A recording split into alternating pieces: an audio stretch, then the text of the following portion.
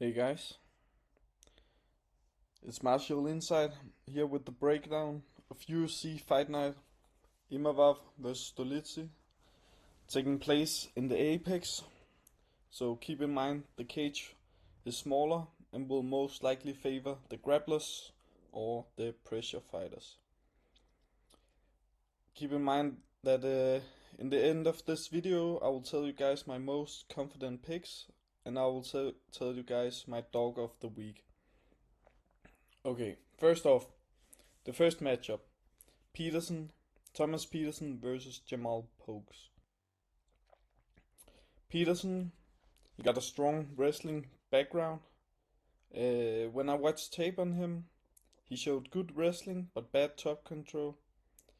He got a very brawler type of style of fighting, very much seen versus Waldo Cortez Acosta, where he couldn't keep Cortez Acosta down on the ground. But when they got back up, he showed decent hands and came on top with the volume and the pressure.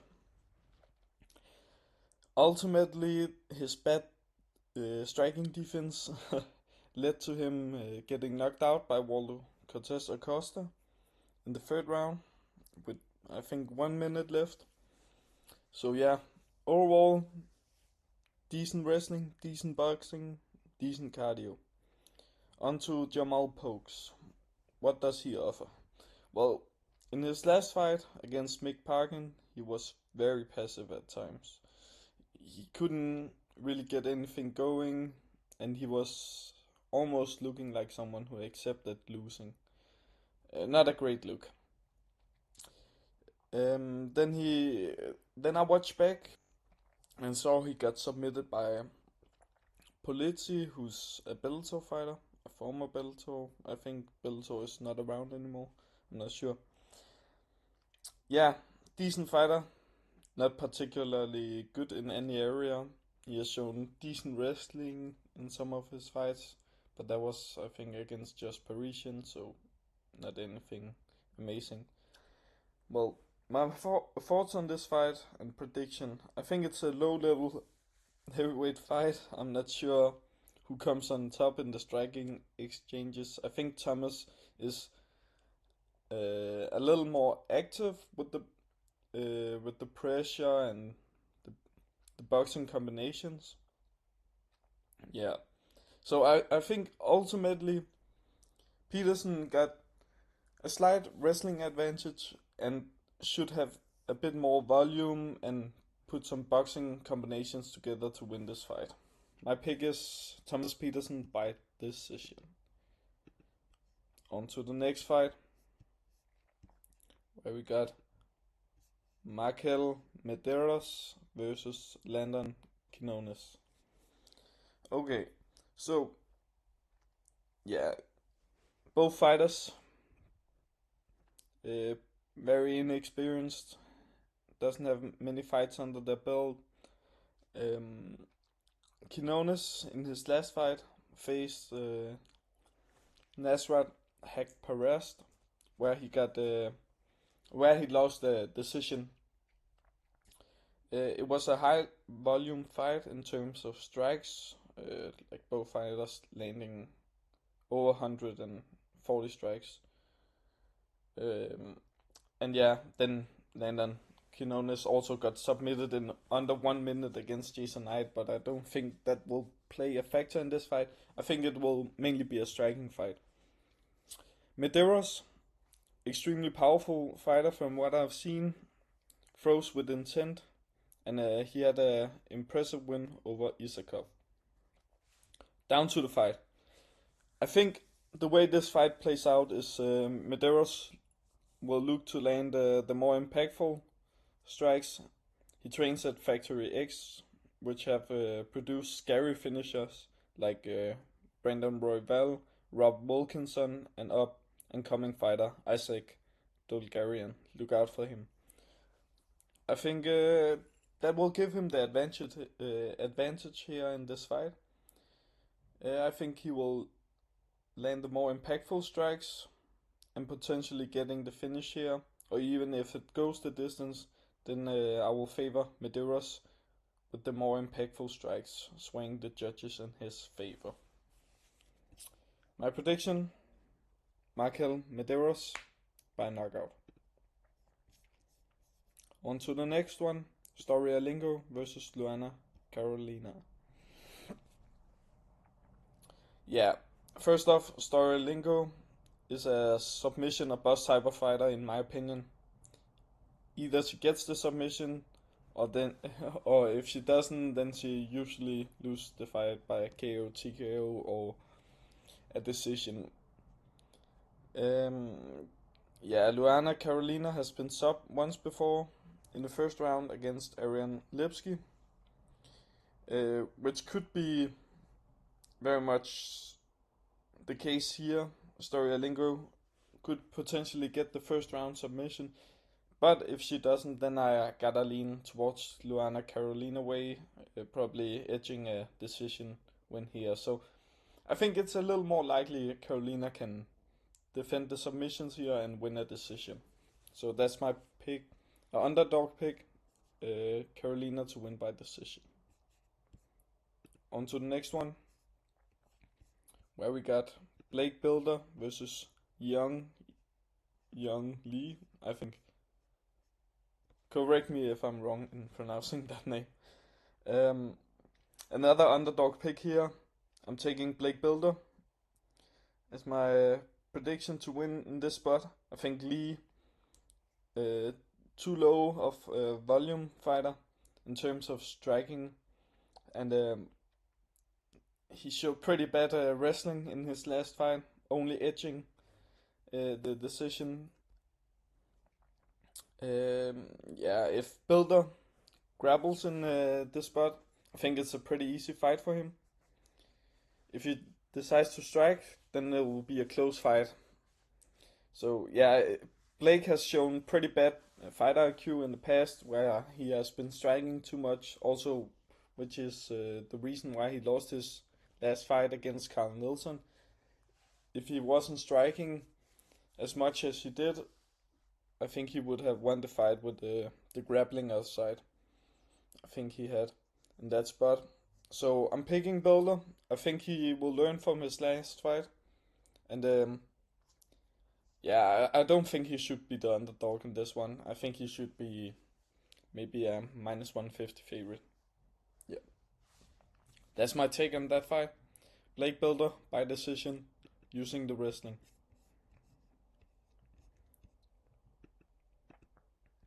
Grimma versus Pete Rodriguez. Okay, this is a fight with a lot of unknowns.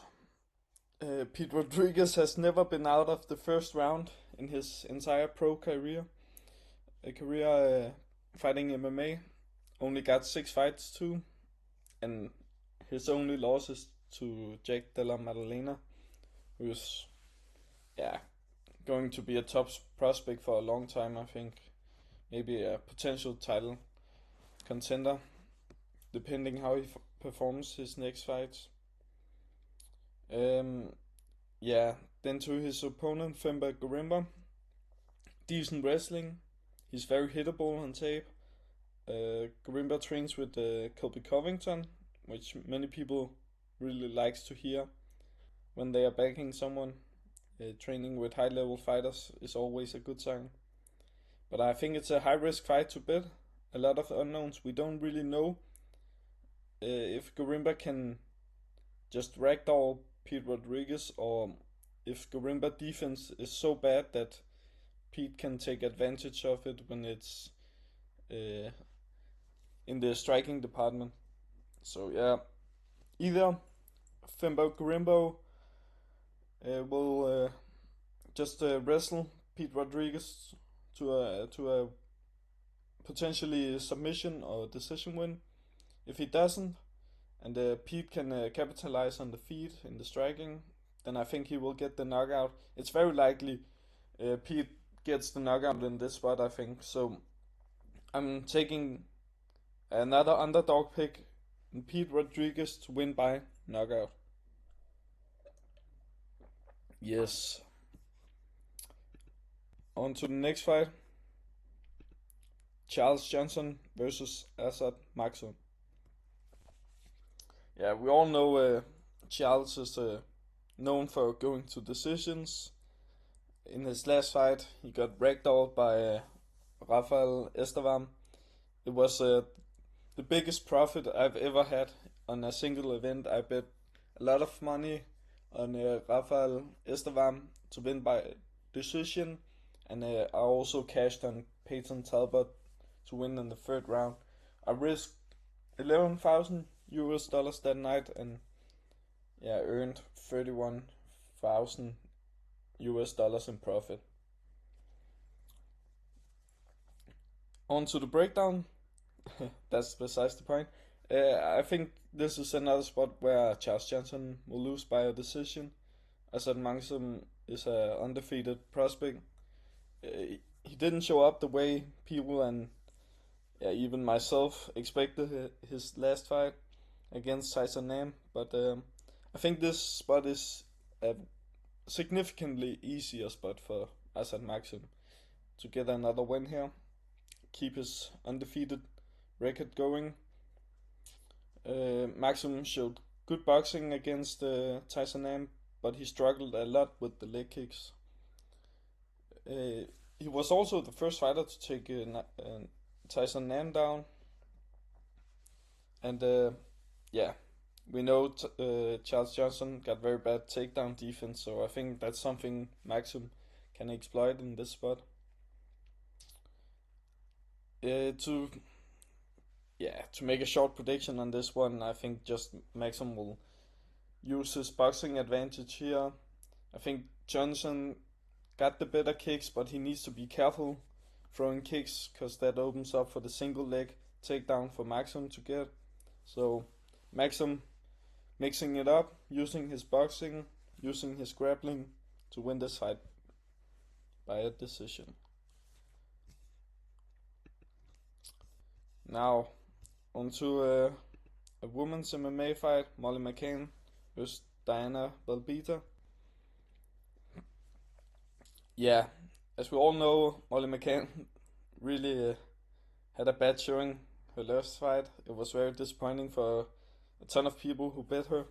I didn't personally, but I thought she could win in the spot against Alingo. But we know Molly McCain's weakness is grappling, and I don't really think Belbita portrays that danger in the grappling department. I actually think McCain is a much better grappler than Belbita is. I also think she's stronger, she hits harder. Belbita talked about she had retired after her last fight, but when she got the call from the UFC to fight Molly, she wanted to get another fight in before retirement. Their last fight, they have already fought, and this is a rematch. It was 4 years ago. It ended in a 30-25 decision to Molly McCain, mostly because of a point deduction and Molly having a very dominant second round. Molly is going down to 115 weight class. I think strawweight. And on Instagram she looks very good shape. She got abs and it looks ripped. So I'm looking forward to see if she handles the scales easily and looks good at the weigh-ins. I think in this fight it's not much different than the first fight. I think Molly will use her strength, her boxing. She lands more significant strikes. She's more powerful, and I think her working on her grappling will give her a bigger advantage in the grappling in this fight than in her last fight. Of course, Belbita has improved a bit since the last fight, but I don't think it's a significant improvement enough to change the outcome in this fight. So my pick is Molly Meatball McCain. I'm not sure if she gets the finish or not in this spot, but she was close to it the last time, and I think with some grappling improvements, she could probably get a finish in this spot. So maybe a finish, maybe a decision. I'm not sure, but my pick is definitely Molly McCain. But be careful, because it's really it really sucks to lose a bet on Molly McCann at a big favorite odds, especially when she really had a bad showing her last fight. So keep that in mind. Gilbert Ubina versus Charles Radke. Okay, so I haven't done too much tape on this one, mostly because I think, yeah, Gilbert Ubina, he looks he looked extremely good his last fight, but that was mostly his opponent, Koske, looking really bad at the weigh-ins and really making Ubina look amazing in there, even as a slight underdog. And Charles Radke had also a very easy matchup in his last fight against Blood Diamond, who got no wrestling, no takedown defense. So that was a really easy spot for him to look good in too. So I'm not really sure where both fighters are at in terms of like how good they are in UFC level, and I'm not really sure compared to the competition they have faced. Ubina has faced a slightly higher competition where he lost to Brian Battle, but besides that, I'm not really sure how good either fighter is in terms of UFC level or not. But I think Ubina, with the size advantage, should probably be able to use that to his advantage. Also in the striking, but if if his wrestling isn't good enough in this spot, then Radke could take advantage of that. But Ubina is also really good on the ground in terms of BJJ, so it's interesting to see that one play out. My pick is gonna be Ubina, but I'm not super confident at all. And then a very a highly anticipated fight in terms of yeah, people haven't seen Aliashkab Kisrev in a long time. He has only fought twice in the last 6 years. 6 years, and from what I can see on his Instagram, is mainly due to injuries. And but he has been training with Evloev, Aliskerov, PFL fighters like Umalatov and Magomed Karimov. Excuse my pronunciations, and with his brother Timur Kisrev, who's very successful fighter too, also undefeated and 14-0 as his brother. Many people said he looked bad versus Dennis Tilulin, but I think he won every minute of that fight and won by submission, so I think he looked really good. Muradov, on the other hand, lost as a minus 600 favorite in a very disappointing fashion, gassing out after 3 minutes of fighting with Gerald Meerschaert, which was a very bad look in my opinion. Muradov then lost to Boralho in the grappling, where he didn't capitalize on his opportunities in the striking, and he fell short in the grappling exchanges. In his last fight against Barberena, he dominated the entire fight, but still was looking very tight throughout the whole fight. So, yeah, my take on this fight, I think if Kisrev is in a good and yeah, has been training hard, I think this fight will look, yeah, he will be dominant in this fight if he's in shape, and I think he will use his wrestling and make Muradov tired and submit him in the third round. So my pick is Aliashka Kisrev, round 3 submission.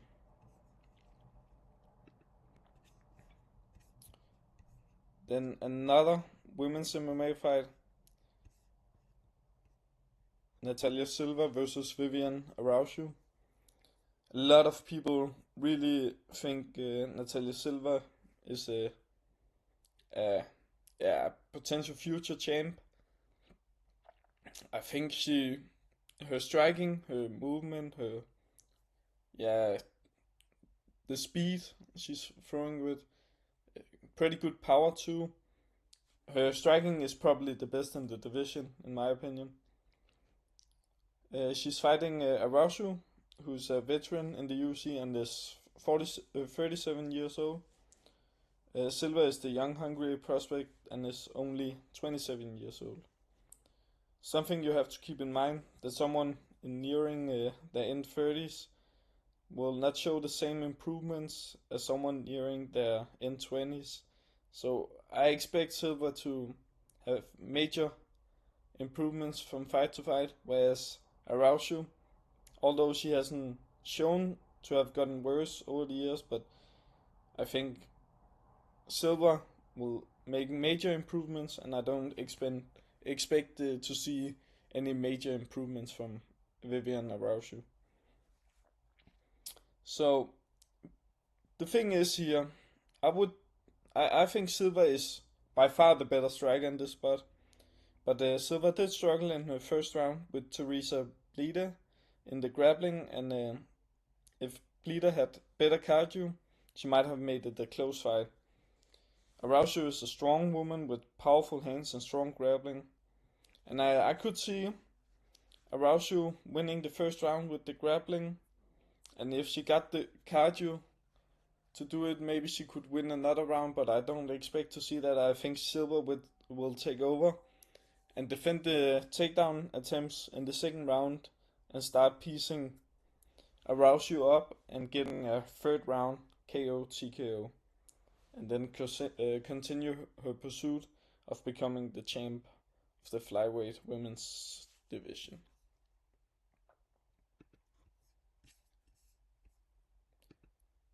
Randy Brown versus Muslim Salikov.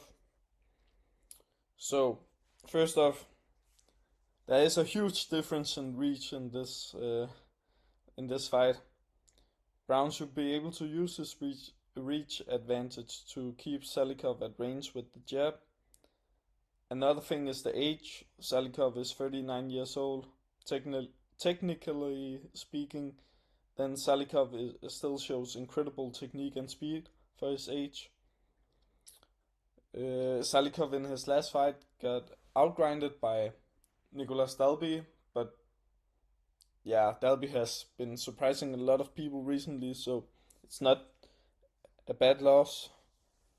And yeah, I think generally he hasn't looked too bad.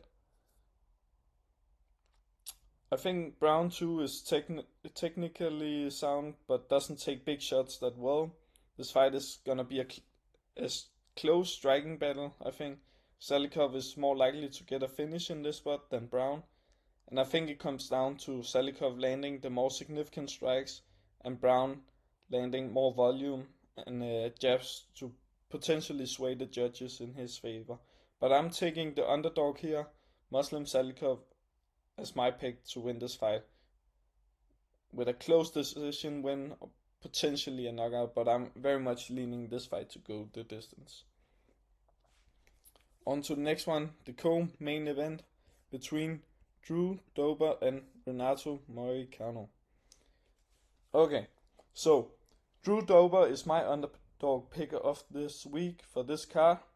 I made a breakdown on my Instagram too. Check it out. My name is martialinsight.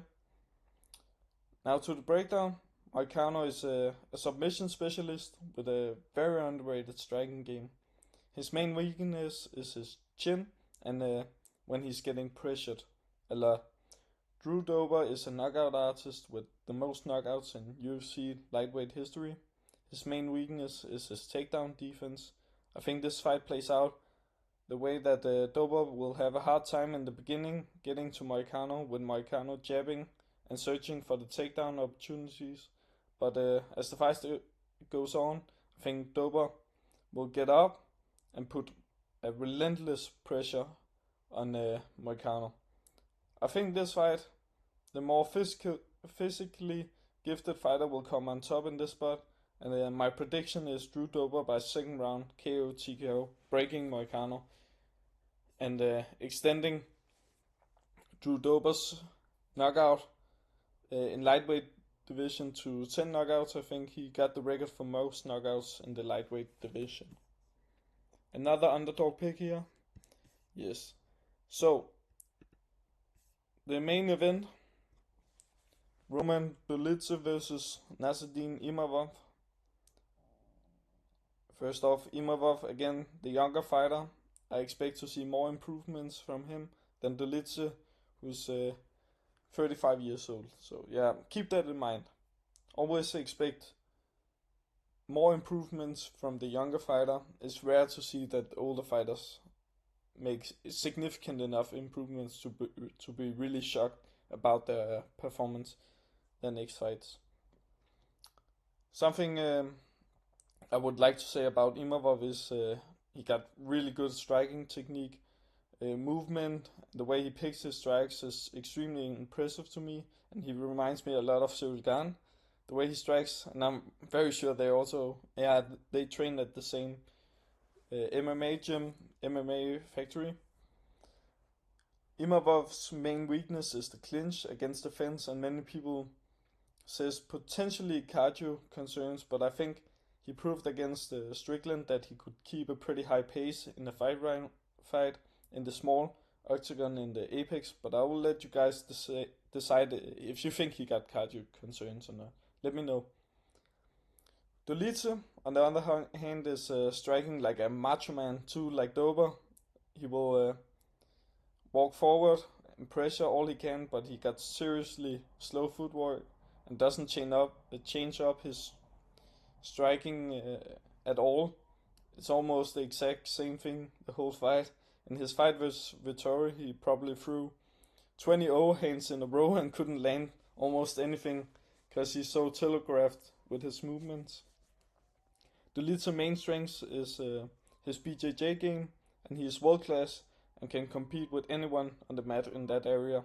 His clinch game against the fence is not bad either, but he needs to work on his wrestling and top control. Maybe if they had sent him to Dagestan for some years ago, he would be a future world champ. I think in this spot that Imavov most likely pieces him up on the field, using his movement and diverse striking to pick Dolidze apart while he's slowly plodding forward. I think maybe Dolidze can get some success up against the fence and win some minutes there in the clinch, but I think ultimately Imavov will win a decision in this spot. So my most confident picks of this card is Asad Maxum, Aliashkab Kisrev, and Molly McCain. And my underdog of the week is the Giga Chat Drew Dober. Thank you guys for listening, and I would appreciate a like, and if you are not already subscribing, then subscribe. I'm doing my best with my English to try to improve and make it better for you guys. So thank you guys for listening, watching, and peace.